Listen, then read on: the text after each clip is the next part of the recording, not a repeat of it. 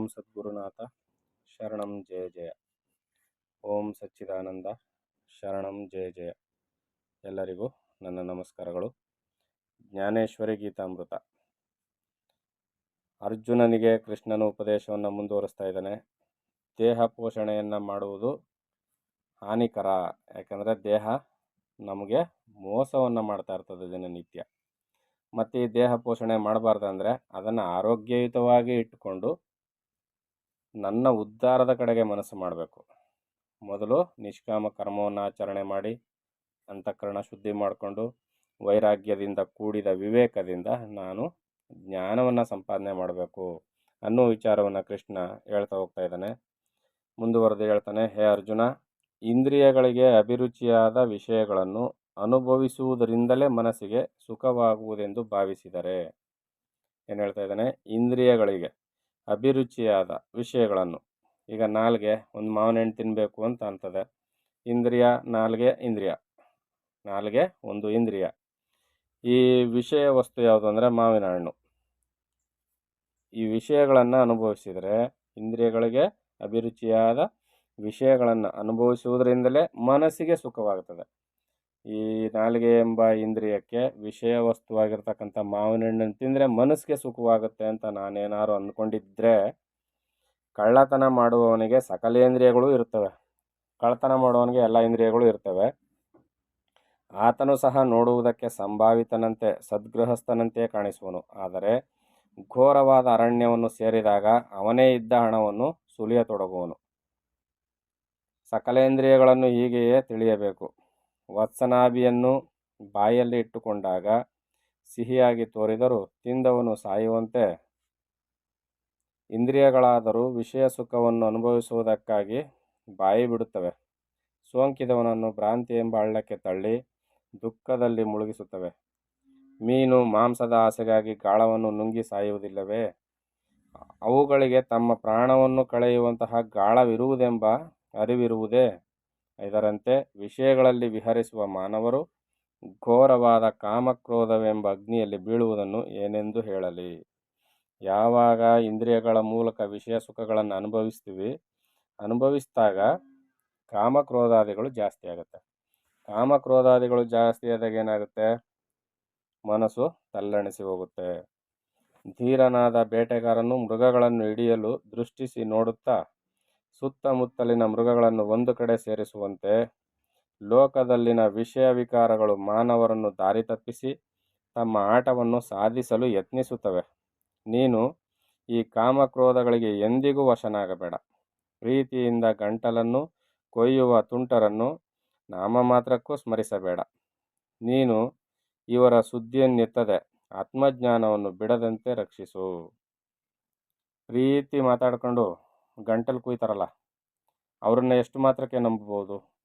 ಪ್ರೀತಿಯಿಂದನೇ ಮಾತಾಡ್ತಿರ್ತಾರೆ, ಏನಾಗೋದಿಲ್ಲ, ಸ್ವಲ್ಪ ಚೂರು ಇರುವೆ ಕಚ್ಚಿದಂಗೆ ಆಗುತ್ತೆ ಅಷ್ಟೆ ಅಂತ ಹೇಳಿ ನನ್ನ ಜೊತೆ ಮಾತಾಡ್ಕೊಂಡೇ ನನ್ನ ಗಂಟಲು ಕುಯ್ತಾ ಇದ್ರೆ ಕುಯ್ಸ್ಕೊಳ್ತೀನ ನಾನು? ಅದು ನನಗೆ ಮರಣವನ್ನು ತರುತ್ತೆ. ಈ ರೀತಿಯಲ್ಲಿ ಇಂದ್ರಿಯಗಳು ಸುಖವನ್ನು ಕೊಟ್ಟಂತೆ ಕೊಟ್ಟು ನನ್ನ ಶರೀರವನ್ನು ಕೊಂದಾಗ್ತಾ ಇರ್ತವೆ.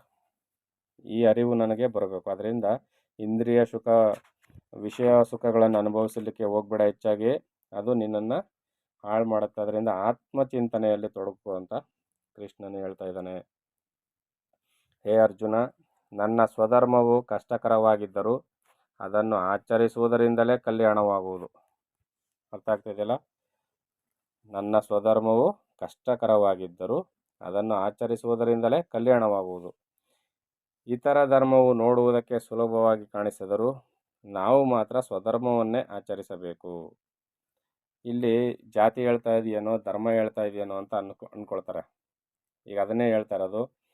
ನನಗೆ ಓದು ಬರಹ ವಿದ್ಯಾರ್ಜನೆ, ಇನ್ನೊಬ್ಬರಿಗೆ ಬೋಧನೆ ಮಾಡುವ ವಿಚಾರ, ಇದು ನನಗೆ ಬಹಳ ಇಷ್ಟವಾದದ್ದು. ನನ್ನ ಸ್ವಭಾವಕ್ಕೆ ಅನುಗುಣವಾದ ಕೆಲಸ ಇದು.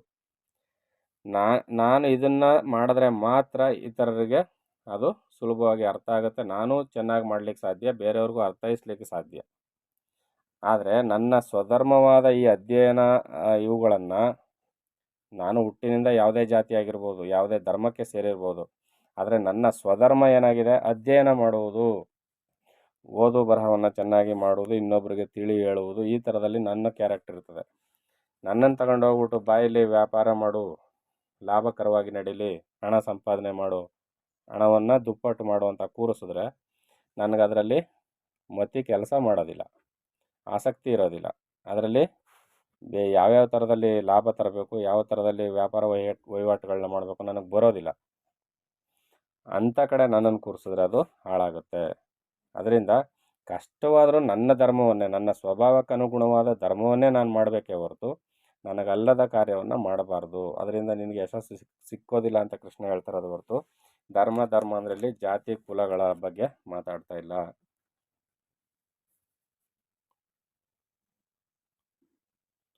ಇನ್ನು ಈ ರೀತಿಯಾದ ಅನುಚಿತವಾದ ಕೆಲಸವನ್ನು ಎಂದಿಗೂ ಆಚರಿಸಬಾರದು ಮತ್ತು ದೊರಕಿದರೂ ಸಹ ಗ್ರಾಹ್ಯವೆಂದು ಸ್ವೀಕರಿಸಬಾರದು. ನೀನು ಮನಮುಟ್ಟು ವಿಚಾರಿಸು. ಇತರರು ಚೆನ್ನಾಗಿ ಕಟ್ಟಿರುವ ಸುಂದರವಾದ ಭವನವನ್ನು ನೋಡಿ ತನ್ನ ಹುಲ್ಲು ಗುಡಿಸಲನ್ನು ಸುಡಬಹುದೇ? ಹೌದು ತಾನೆ? ಬೇರೆಯವ್ರು ಕಟ್ಟಿರೋ ಇದನ್ನು ನಾನು ನನ್ನ ಮನೆ ಗುಡಿಸಲು ಸುಟ್ಟಾಕ್ಬೋದಾ? ಬೇರೆಯವ್ರ ಮನೆ ಅರಮನೆ ನೋಡಿ. ತನ್ನ ಹೆಂಡತಿ ಎಷ್ಟೇ ಕುರೂಪಿಯಾಗಿದ್ದರೂ ಆಕೆಯ ಸಂಘವು ತನಗೆ ಕಲ್ಯಾಣಕಾರಿಯಾಗಿರುವುದು. ಇದರಂತೆ ಸ್ವಧರ್ಮವನ್ನು ಆಚರಿಸುವುದಕ್ಕೆ ಎಷ್ಟು ಕಷ್ಟ ತೋರಿದರೂ ನಮಗೆ ಪರಗಳ ಸುಖಕ್ಕೆ ಸಾಧನವಾಗಿರುವುದು. ಹಾಲು ಸಕ್ಕರೆಯು ಸವಿಯಾಗಿದ್ದರೂ ಕ್ರಿಮಿ ರೋಗ ಇರುವವನು ಭಕ್ಷಿಸಬಾರದು. ಏನು ಹೇಳ್ತಾ ಇದ್ದಾರೆ ಇಲ್ಲಿ? ಹಾಲು ಸಕ್ಕರೆ ಸವಿಯಾಗೇ ಇದೆ, ಆದರೆ ಇಲ್ಲಿ ಕ್ರಿಮಿ ರೋಗ ಇರುವವನು ಅದನ್ನು ಕುಡಿಯಬಾರದು. ಭಕ್ಷಿಸಿದರೆ ಸಂಕಟವಾಗಿ ಪರಿಣಮಿಸಿ ಕಡೆಯಲ್ಲಿ ಹಾನಿಯನ್ನು ಉಂಟು ಮಾಡುವುದು. ನೀನೇ ವಿಚಾರಿಸು. ತನಗೆ ಉಚಿತವಾದ ಕರ್ಮಗಳನ್ನು ಬಿಡದಂತೆ ಆಚರಿಸುತ್ತಿರುವುದರಿಂದ ಶ್ರೇಯಸ್ಸುಂಟಾಗುವುದಲ್ಲದೆ ಇಹಪರಗಳಲ್ಲಿ ಕೀರ್ತಿ ಉಂಟಾಗುವುದು. ಈ ರೀತಿ ಕರುಣದಿಂದ ಹೇಳಿದ ಶ್ರೀಕೃಷ್ಣನ ಮಾತುಗಳನ್ನು ಕೇಳಿ ಅರ್ಜುನನು ಪ್ರಶ್ನಿಸಿದನು, ಹೇ ದೇವ, ನೀನು ಇದುವರೆಗೂ ಹೇಳಿದುದನ್ನೆಲ್ಲ ಭಕ್ತಿಪೂರ್ವಕವಾಗಿ ಕೇಳಿದನು. ಈಗ ನನ್ನ ಮನಸ್ಸಿನ ಅಭಿಲಾಷೆಯನ್ನು ಪೂರೈಸು. ಅದಕ್ಕಾಗಿ ಪ್ರಶ್ನಿಸುವೆನು, ನೀನು ಉತ್ತರವನ್ನು ಕೊಡು. ಕೃಷ್ಣ ಇಷ್ಟೊತ್ತು ಎಲ್ಲವನ್ನು ಹೇಳ್ದ. ಅರ್ಜುನನ್ನು ಕೇಳಿಸ್ಕೊಂಡ. ದೇವ, ನೀನು ಇಷ್ಟೊತ್ತು ಹೇಳ್ದಲ್ಲಪ್ಪ, ಎಲ್ಲನೂ ಭಕ್ತಿಪೂರ್ವಕವಾಗಿ ಕೇಳಿಸ್ಕೊಂಡಿದ್ದೀನಿ, ಸುಮ್ಮನೆ ಕೇಳಿಸ್ಕೊಂಡಿಲ್ಲ. ಆದರೆ ಈಗ ನನ್ನದೊಂದು ಪ್ರಶ್ನೆ ಇದೆ, ಪೂರೈಸು, ನೀನು ಅದಕ್ಕೆ ಉತ್ತರವನ್ನು ಕೊಡು ಅಂತೇಳಿ ಅರ್ಜುನ ಪ್ರಶ್ನೆಯನ್ನು ಕೇಳಲಿಕ್ಕೆ ಶುರು ಮಾಡ್ತಾನೆ. ಹೇ ದೇವ, ಜ್ಞಾನಿಗಳು ಸಹ ಆತ್ಮಸ್ಥಿತಿಯನ್ನು ಬಿಟ್ಟು ಅಡ್ಡದಾರಿ ಹಿಡಿದು ಭ್ರಷ್ಟರಾಗಿರುತ್ತಾರೆ. ನಾನು ಎಷ್ಟೋ ಜನರನ್ನು ನೋಡಿದ್ದೀನಿ ಪರಮಾತ್ಮ, ಅವರು ಜ್ಞಾನಿಗಳೇ ಆಗಿರ್ತಾರೆ, ಆದರೆ ಅಡ್ಡದಾರಿ ಹಿಡಿದು ಭ್ರಷ್ಟರಾಗಿ ಹೋಗಿದ್ದಾರೆ ಎಷ್ಟೋ ಜನ. ನಾನು ನೋಡಿದ್ದೀನಿ ಅಂಥವ್ರನ್ನ. ಜ್ಞಾನವಿದ್ದರೂ ಸಹ ಸ್ವಧರ್ಮವನ್ನು ಬಿಟ್ಟು ಹಾನಿಕರವಾದ ಪರಧರ್ಮವನ್ನು ಸ್ವೀಕರಿಸುವರಲ್ಲ. ಕಾರಣವೇನು? ಅವರು ಜ್ಞಾನಿಗಳಾಗಿದ್ದಾರೆ, ಆದರೂ ಕೂಡ ಅವರು ಎಲ್ಲವನ್ನು ತಿಳಿದಿದ್ರು ಸ್ವಧರ್ಮವನ್ನು ಬಿಟ್ಟು ಹಾನಿಕರವಾದ ಪರಧರ್ಮವನ್ನು ಹಿಡಿದು ಹಾಳಾಗಿದ್ದಾರಲ್ಲ. ಅದಕ್ಕೆ ಕಾರಣ ಏನು? ಹುಟ್ಟು ಕುರುಡನ್ನು ಧಾನ್ಯವನ್ನು ಒಟ್ಟನ್ನು ವಿಂಗಡಿಸುವುದಕ್ಕೆ ಸಾಧ್ಯವಾಗದಂತೆ ಜ್ಞಾನವಂತರೂ ಸಹ ಗ್ರಾಹ್ಯಗಳನ್ನು ವಿಮರ್ಶಿಸದೆ ಏನು ಕಾರಣ ಮನಸ್ವಿಯಾಗಿ ನಡೆಯುವರು. ಪಾಪ ಹುಟ್ಟಿನಿಂದಲೇ ಕಣ್ಣಿಲ್ಲದವರಾಗಿ ಹುಟ್ಟಿದವ್ರಿಗೆ ಇದು ಯಾವುದು ಅಂತ ವಿಂಗಡಣೆ ಮಾಡೋಕ್ಕೆ ಬರೋದಿಲ್ಲ, ಅವ್ರಿಗೇನೋ ಅದು ಕಾಣಿಸೋದಿಲ್ಲ. ಆದರೆ ಜ್ಞಾನಿಯಾದವನು ಹುಟ್ಟಿನಿಂದಲೇ ಇವನಿಗೆ ಕಣ್ಣು ಕಾಣೋದಿಲ್ವೇನೋ ಅನ್ನೋ ರೀತಿಯಲ್ಲಿ ಎಲ್ಲವನ್ನು ಹಾಳು ಮಾಡ್ತಾರಲ್ಲ. ಗ್ರಾಹ್ಯಗಳನ್ನ ವಿಮರ್ಶಿಸದೆ ಏನು ಕಾರಣ ಮನಸ್ಸಿಚ್ಛೆ ಬಂದಂತೆ ನಡೀತಾ ಇದ್ದಾರಲ್ಲ, ಏನಕ್ಕೆ ಅಂತ ಅರ್ಜುನನ ಪ್ರಶ್ನೆ. ಮತ್ತೆ ಮುಂದುವರೆದು ಹೇಳ್ತಾನೆ, ಸ್ವಾಭಾವಿಕವಾದ ಕರ್ಮಗಳನ್ನು ಬಿಟ್ಟು ಪ್ರಾಪಂಚಿಕ ವ್ಯವಹಾರವನ್ನೆಲ್ಲ ತಲೆಯ ಮೇಲೆ ಏರಿಸಿಕೊಂಡು ತೃಪ್ತಿ ಇಲ್ಲದೆ ವ್ಯಥೆಪಡುತ್ತಿರುವರಲ್ಲ. ವನವಾಸ ಮಾಡುತ್ತಾ ಸಮಸ್ತ ಪಾಪಗಳಿಂದ ನಿರ್ಲಿಪ್ತರಾಗಿದ್ದರೂ ಮನಸ್ಸಿನಲ್ಲಿ ವ್ಯವಹಾರ ಮಾಡಬೇಕೆಂದು ಇಚ್ಛಿಸುತ್ತಾ ನಗರಗಳಿಗೆ ಬರುವುದು. ಕೈಯಿಂದ ಪಾಪ ಕಾರ್ಯವನ್ನು ಮಾಡಬಾರದೆಂದಿದ್ದರೂ ಏನು ಕಾರಣ ಸದ್ವರ್ತನೆಯನ್ನು ತಪ್ಪಿಸಿ ಪಾಪ ಕಾರ್ಯದಲ್ಲಿ ಪ್ರವೃತ್ತಿಗೊಳಿಸುವುದೇ ಏನೆಂಬುದನ್ನು ಹೇಳು. ವಿಷಯ ವಾಸನೆಗಳನ್ನು ತೊರೆಯಬೇಕೆಂದು ಇಚ್ಛಿಸಿದರೂ ಪುನಃ ಆ ವಿಷಯಗಳೇ ಅವರನ್ನು ಬಿಡದಂತೆ ಹಿಡಿದು ಹಾಕುತ್ತದಲ್ಲ. ಹೇ ದೇವ, ಈ ರೀತಿ ವಿಷಯಗಳನ್ನು ಸೇವಿಸುವಂತೆ ಮಾಡಿ ಜ್ಞಾನಿಗಳನ್ನಾದರೂ ಬಲಾತ್ಕಾರದಿಂದ ತಂದೊಡ್ಡುವವರು ಯಾರು? ನನಗೆ ಹೇಳು. ಹೇ ದೇವ, ನನಗೆ ದಯೆಯಿಂದ ತಿಳಿಸಿ ಎಂದು ಪ್ರಶ್ನಿಸಲು ಶ್ರೀಕೃಷ್ಣನು ಆ ಕ್ಷಣವೇ ಉತ್ತರವನ್ನು ಕೊಟ್ಟನು. ಅರ್ಜುನ ಕೇಳ್ತಾನೆ, ಅವರು ಕಾಡಲ್ಲಿರ್ತಾರೆ ಗುರುಗಳೇ, ಜ್ಞಾನಿಗಳಾದವರು ಕಾಡಲ್ಲಿ ಅಲಿತಾ ಇರ್ತಾರೆ. ಮನಸ್ಸಿನಲ್ಲೇ ವಿಷಯದ ಇಚ್ಛೆ ಏನೂ ಇರೋದಿಲ್ಲ. ಆದರೆ ನಗರಗಳಿಗೆ ಬಂದು ಈ ಅಹಿತ ಘಟನೆಗಳನ್ನ ಅವರು ಮಾಡ್ತಾರೆ. ಇದಕ್ಕೆ ಕಾರಣವೇನು ಅಂತ ಅರ್ಜುನ ಕೇಳ್ತಾನೆ. ಅದಕ್ಕೆ ಕೃಷ್ಣ ಉತ್ತರವನ್ನು ಕೊಡ್ತಾನೆ. ಅದೇನಂತ ಉತ್ತರವನ್ನು ಮುಂದಿನ ಆಡಿಯೋದಲ್ಲಿ ನೋಡೋಣ. ಎಲ್ಲರಿಗೂ ಒಳ್ಳೆಯದಾಗಲಿ. ಓಂ ಸದ್ಗುರುನಾಥ ಶರಣಂ ಜಯ ಜಯ. ಓಂ ಸಚ್ಚಿದಾನಂದ ಶರಣಂ ಜಯ ಜಯ. ಹರಿ ಓಂ ತತ್ಸತ್. ಹರಿ ಓಂ ತತ್ಸತ್. ಹರಿ ಓಂ ತತ್ಸತ್.